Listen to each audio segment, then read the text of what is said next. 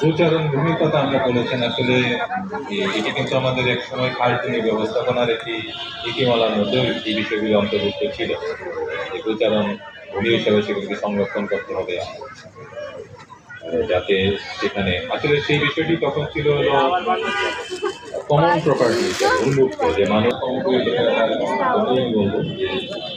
এই গোচারণ ভূমি যেগুলি হয়তো কার্টুনি হিসাবে ছিল, সেই অন্য নানা রকম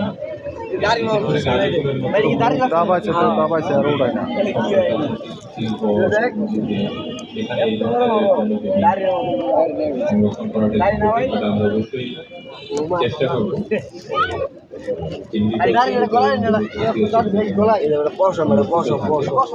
কোনো জায়গায় আমাদেরকে সহযোগিতা করলে নতুনভাবে সম্প্রসারণ করা যায় চেষ্টা করবো।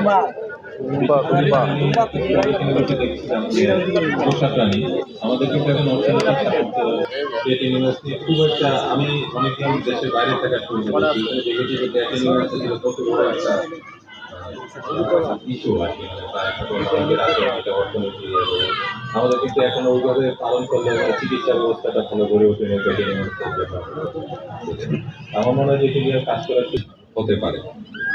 আমি এই প্রাণী সম্পদ সপ্তাহের সাফল্য কামনা করি।